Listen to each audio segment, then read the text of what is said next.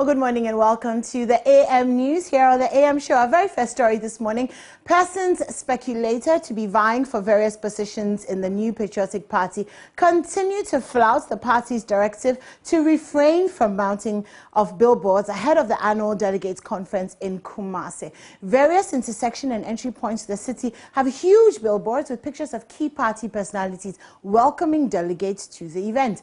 Though the directive prescribes possible disqualification of aspirants when nominations are opened as punishment for the offense, many are adamant of the consequence. Nana Yaojima has been looking up for the boards in Greater Kumasi, and he filed this report. The red, blue and white colors of the new Patriotic Party are visible on the principal streets of Kumasi. Clearly, the annual National Delegates Conference of the party being held in the city is evident. Sections of the Kumasi-Accra Road and the Kumasi-Sunyani Road have billboards of some aspirants mounted. Dominant among them is the Minister of Agriculture, Dr. Owusu Efriye Akoto, who is said to be interested in the flag bearership position of the party. At Anloga Junction, two huge billboards of the Vice President are mounted, welcoming delegates.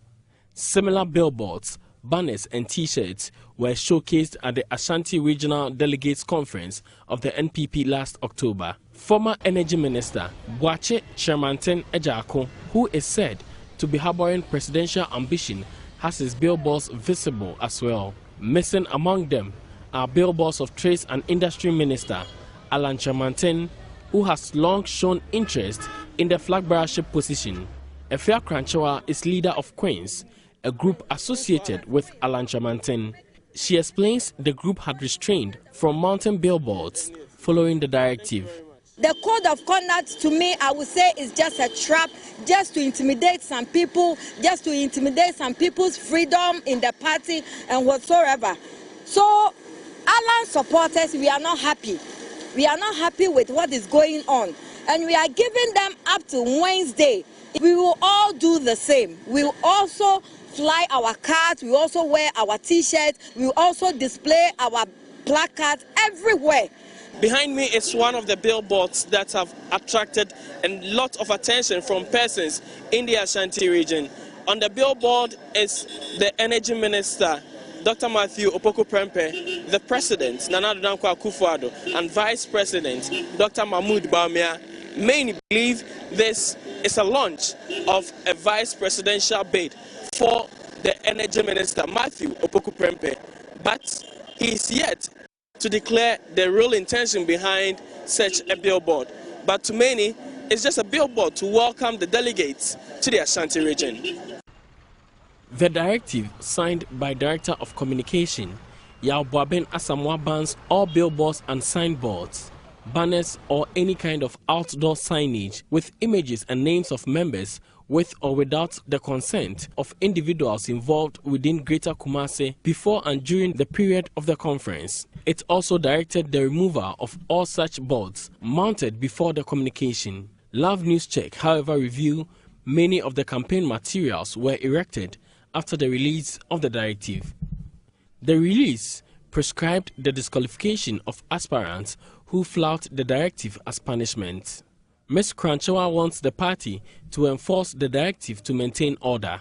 We are expecting the leaders of the steering committee to show us that they mean their words. They mean the words that they sent across. They mean the statement that they sent across to all party faithfuls, supporters and leaders. Other persons seeking leadership in the party have also mounted similar billboards.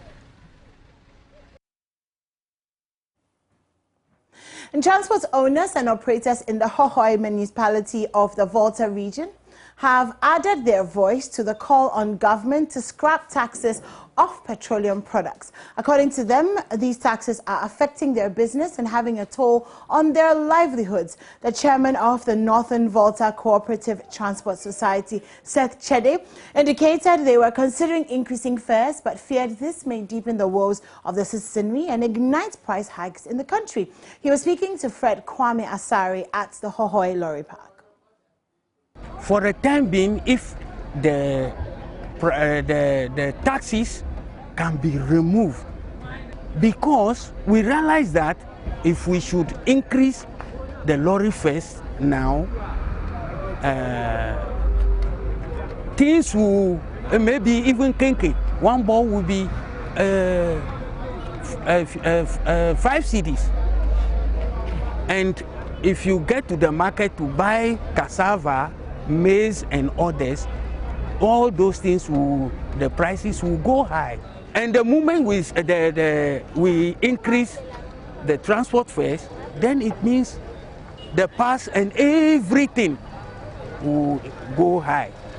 Whilst if we should increase the price now, it will bounce back to us. Everything will go high, and then will be unrest. So we are pleading. Should the government be of a listening government, you should be able to listen to us. We voted them there. You can't say Kofi voted you, Ama voted you. We voted them there. So they must listen to those who voted them there. We are being governed by democracy, but democracy is not working. They want to impart kakistocracy on us. That rulership, kakistocracy. What I said is final. Nobody has a say. Is Ghana practicing democracy? I will say no. And I believe a lot will say no. Why? The pass have been levied with all the taxes, including miscellaneous, the fuel, roadworthy, income tax, insurance, Ghana revenue. Only one vehicle will pay this quarterly, yearly, semi-yearly. Have we offended the state?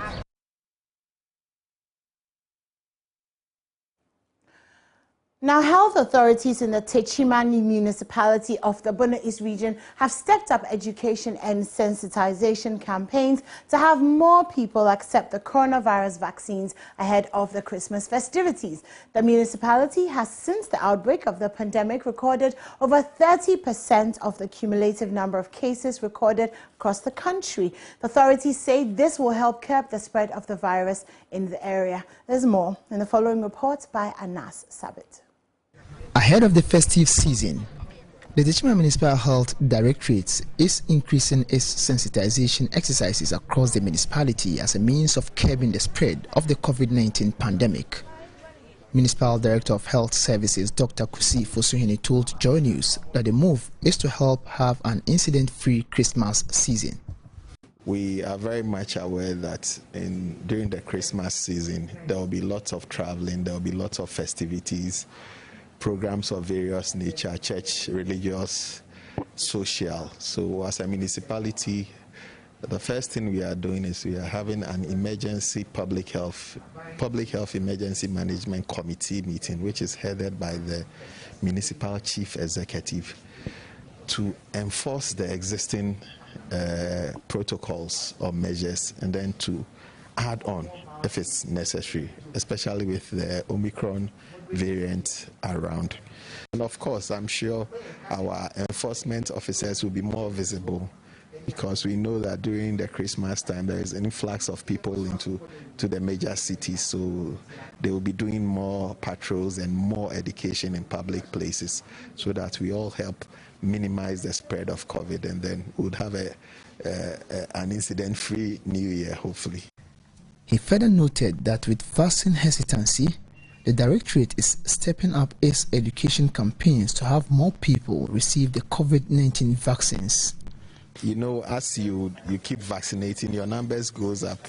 Then you get to a critical point where the very willing ones are done vaccinating. Then you start getting people who are a bit reluctant or hesitant to vaccinate, and that calls for stepping up our education. So that's exactly what we have been doing in the past week.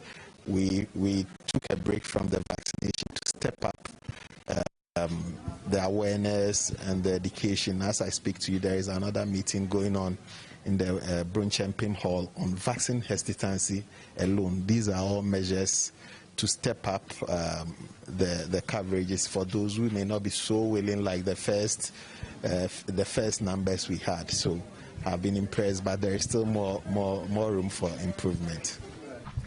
Medical Director of the Techimani Holy Family Hospital, which is the largest referral center for COVID-19, Dr. Ernest Amiao, noted that the facility is collaborating with the media to increase awareness ahead of the Yuletide. As media houses, we use them as medium or platforms to communicate and educate, particularly the preventive aspects of this pandemic. And that's how come it became necessary that we met the media today to brief them on measures we have taken as an institution or a hospital to stop the spread of COVID-19, and to also entreat them that as stakeholders, they will give us the opportunity to continue to come to their media houses to continue with the education that we are giving. He further entreated the general public to ignore the various myths surrounding the vaccines and go for the jabs in order to remain protected against the pandemic. I will entreat everybody to ignore the myth surrounding the vaccines and to go for the vaccines, because it will protect you, it will protect me, it will protect everybody, so we could curb this pandemic. Reporting for Joy News, Anas Sabit, Tichiman. Now, still in the Bono East region, the police have embarked on an endurance march to launch its annual operation to ensure the safety of the public during this year's festive season. Regional Commander DCOP Moses Asabanga Atibila says his outfit will deal ruthlessly with all criminal elements and their unwanted activities throughout the Yuletide. And last Sabbath, again. With barely a few days to the Christmas festivities, security personnel in the Bono East region went on an endurance march through the principal streets of Ichiman to highlight their preparedness towards combating crime during the Yuletide. The move, according to the Bono East Regional Police Commander DCOP Moses Asabagna Atibila, is to send a message to troublemakers as well as maintain order during the festive season. We will let them know that we are here. If they misbehave, they will stay with us during the Christmas, during the New Year, till we finish the New Year, the Christmas, before we release them. Now, we have been able to give that message to them. And you could see how they came out in their numbers to listen to us and to appreciate the message that we're giving to them. So we have achieved our objective. He assured members of the general public that there will be increased police visibility across the region and asked that troublemakers would be dealt with according to the law.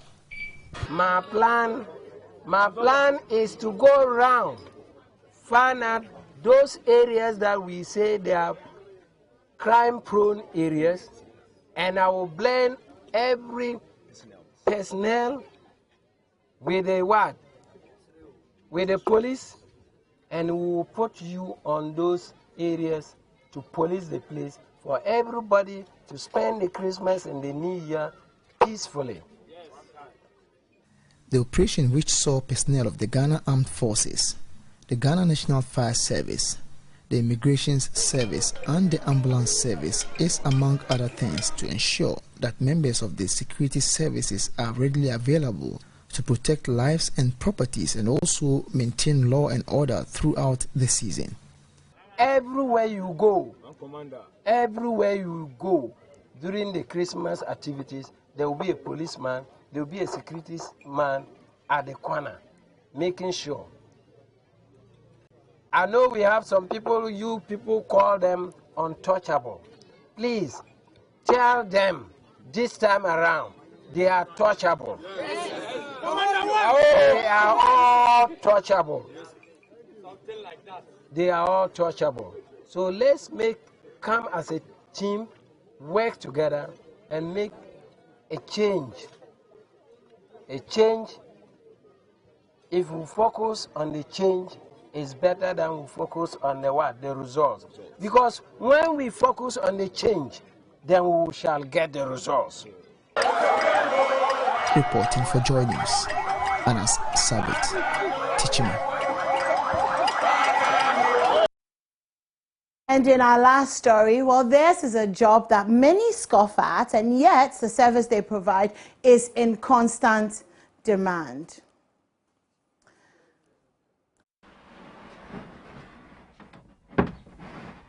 Eja Pitu has made a life for himself out of carpentry. 20 years ago, he started making coffins.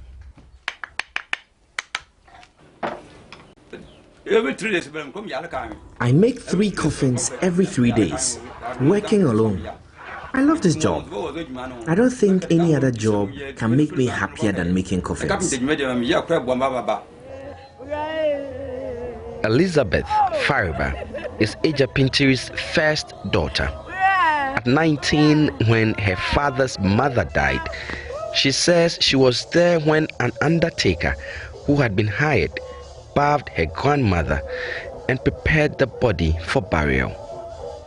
It was then, in her grief, that an idea to work on dead bodies hit her.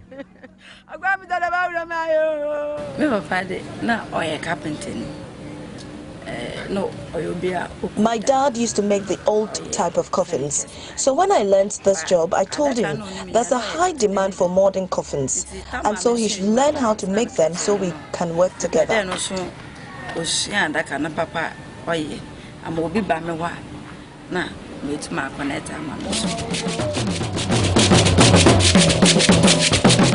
Today, a major funeral is happening in Kijabli, also close to Takoradi.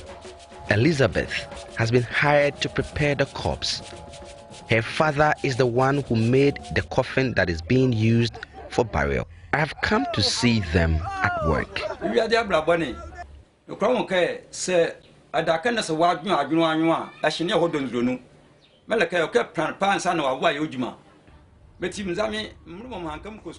To survive in this world, you need to be smart. I couldn't complete school, and so in choosing a job, I decided my daughter and I should do jobs that complement each other.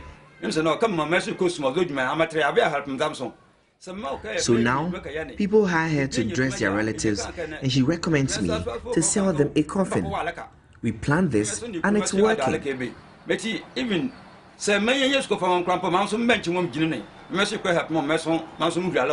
Eja Pintu wants to expand his business beyond Takoradi. Her daughter too wants to do same. She has now ventured into wedding decor and employs more than 20 people, sometimes shuffling between up to 4 funerals she's been hired to work at on some weekends.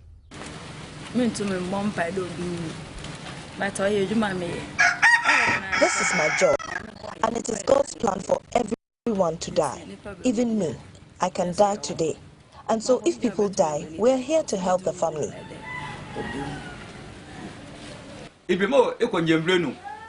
A fisherman going to sea prays for fish.